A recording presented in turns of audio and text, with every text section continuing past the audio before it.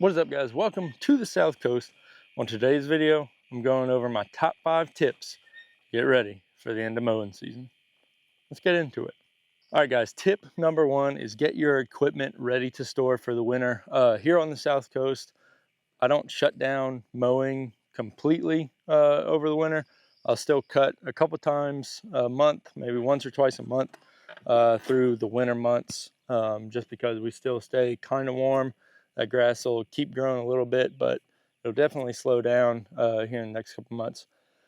But I don't fully shut down. I don't just park the mower over the whole winter. But if you live in an area where you do completely shut down for the winter, make sure your equipment is ready for storage. So that includes things like running the carburetors out of fuel. You want to get all that fuel out of the carburetor.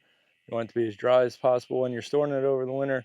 Fuels these days, even the non-ethanol fuel, they tend to gunk up if they're allowed to sit for extended periods of time. So make sure you get all the fuel burned out of your carburetors. If you have a fuel valve on your mower, go ahead and turn that fuel valve off. Start your mower, let it run until it dies. You should be good to go there. If you don't have a fuel valve, you're going to have to run that tank empty, so just keep an eye on that in the next couple weeks, couple months as we're starting to get into the winter season. Let that tank run out. Try to time it where you're done cutting. You can just let it run out as you're parking your mower for the winter. So get that fuel out of there. Another thing is, don't put your equipment away dirty. At the end of the season, make sure you get it all cleaned up. You don't have to use a hose and soap and stuff like that, but get all the dirt off of it, blow all the excess leaves, debris, grass, all that sort of stuff off of it. Make sure you flip up that floorboard, blow the deck out, take your covers off your spindles. If your mower has covers on the outer pulleys, get those off there, get all that stuff cleared out, lift your seat up. Basically, you don't want to put your mower away dirty. You want it to be clean when you put it away for the winter. Another thing is make sure you have a trickle charger for your battery. Unless you want to be replacing a battery every year, it's a good idea to have that battery on a trickle charger over the winter so it doesn't fully discharge and die on you. Nothing worse than coming out in the spring, going to fire up your mower just to find a dead battery that you either have to order one and wait for it to come in or drive out to the store and get one. So get a battery charger now. Keep that battery trickle charging all over the summer, all over the winter, and you'll be good to go in the spring. Another thing I like to do in the winter with my mowers is getting all of the maintenance items that I'll need to do. Go ahead and order those items so I'll have them on hand and I can just chip away at that maintenance over the sort of reduced mowing season. So I like to do things like the oil change and stuff like that mid-winter, just so I'm not mowing, I'm not running the engine with old oil in it, and I have a good fresh oil for getting into the spring. If you're in an area where you fully shut down, go ahead and leave that old oil filter on there through the winter. Springtime, just be ready to change it before you get going. But it's a good idea to start ordering all the oil and filters that you need to do that maintenance. All right, so that was number 1. There's a bunch in there. Basically, just getting your equipment ready to store for the winter. Tip number 2, get some projects lined up, guys. So you're going to have more time that you would have spent mowing. You're going to have that time back to do other things. So what I like to do is try to line up projects for myself, keep myself busy doing things that I want to do, so there's not a bunch of stuff that gets added to my list for me that I don't necessarily want to do. So line up some projects for yourself, whether it be woodworking projects or metal fabrication projects like I like to do, or if you're into other hobbies, get yourself some projects lined up so you can keep yourself busy doing stuff that make you happy, keep your mental health going, and basically keep yourself busy instead of other people keeping you busy over the winter. Now, there are some things, obviously, you got some stuff that you got to do. There's other people that need things from you. especially if you're sort of the leader of your household. There's other stuff you got to do. You can't just be selfish and only focus on yourself, but you will have some more time if you're not mowing. So get some projects lined up, ready to go for the winter. All right, guys, number 3 on my list is prepping property management tasks for the winter. Basically, sort of ties into my last note of getting projects lined up, but wintertime is a great time to do some property maintenance. Basically, it's a good time to do a lot of pruning on your trees, shrubs, stuff like that. I'll be going around hitting all the oak trees in the yard, trying to get those trimmed back. I did some trimming earlier this season just because the branches were getting annoying as I was mowing under the trees. But in the fall, winter time, when those trees are starting to go dormant, that's when I like to do my pruning on them. I'm not sure if that's really the best time for them to be pruned, but that's when I like to go through, get everything trimmed back and ready to go for that spring growing season to kick off, get some new growth going. Also, whenever you're trimming those trees, all those little branches and stuff you trim off are great for campfires or fires in a fire pit, whatever it may be.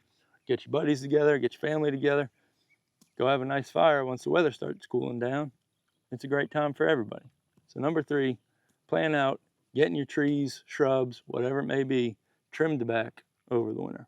All right, guys, number 4 sort of ties into the last one with property maintenance items, but wintertime is a great time to get hardwood trees planted. A lot of times the hardwoods go dormant over the winter, and that's really when you need to be planting them so you're not stressing them out during their max growing season. When they go dormant, they sort of just chill out for a bit and you can get them planted. So this year I'm going to try and get some more oak trees, just little saplings basically. Going to try and get some and put some more in the yard. Really going to try and get some white oaks to put in the yard. I really love the look of the white oak trees. So that's going to be number 4 on my list, is getting ready to plant some hardwood trees over the wintertime while they're dormant. All right, guys, number 5, and this one is important. Get everything you need ahead of time for those freezing conditions that come up in the winter.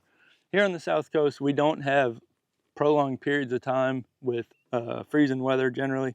So we don't have the infrastructure built to sustain cold weather over a long period of time. For example, here at our house, we have a well and the tank and plumbing and all is just exposed currently. I do need to build a pump shed over that wellhead and tank, but that's not going to happen before this winter. So what I need to do is I need to go make sure I have all the insulation that I need, make sure I have the heat lamp that I need to put underneath. I keep it covered with a tarp, so I'll put a heat lamp under there during those freezing nights to make sure that everything stays above freezing. I don't want any busted pipes, anything like that. So go around your house, take an inventory of what materials you might need to protect yourself from those cold snaps. Get all that stuff now, because I don't know about where you're at, but where I'm at, a day or 2 before that cold snap hits, everybody rushes to the hardware stores. Everybody buys up the insulation, the heat lamps, all that sort of stuff. It's hard to find. So go ahead, even though it's still hot outside now, get that insulation, heat lamps, covers for your spigots, all that sort of stuff. Go ahead and get it now so you'll have it on the shelf waiting for you whenever it comes time to put it on. You don't want to be caught sleeping whenever you get that freeze, because then you'll have a lot more work to do afterwards once everything thaws out and you find all the leaks that you got from busted pipes and valves and stuff like that. So get all your insulation, get ready for that cold weather. It's going to come. Be ready for it. All right, guys. Well, that was my top 5 tips, top 5 notes, top 5 list for getting ready for the end of mowing season. Basically, you're going to have more time on your hands. Make sure you have some things lined up to do so you don't go stir crazy. Make sure you got some stuff ready to go for when those freezes happen. Make sure you got everything set up for your equipment, your mowers, all that sort of stuff. Make sure you run the fuel out of them, clean them off, store them properly. And if you got batteries, make sure you get some battery chargers going.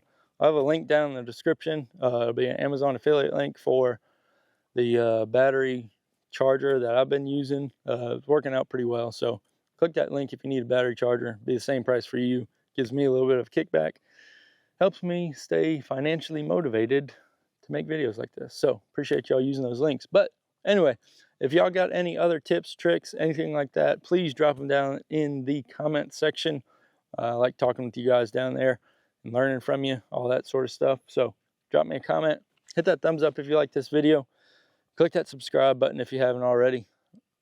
Here in the wintertime, my video production is probably going to slow down a little bit, probably drop back to about one a week or one every 2 weeks, something like that. So just be aware of that. Otherwise, as always, I hope y'all have a good one. We'll catch you next time down here on the South Coast.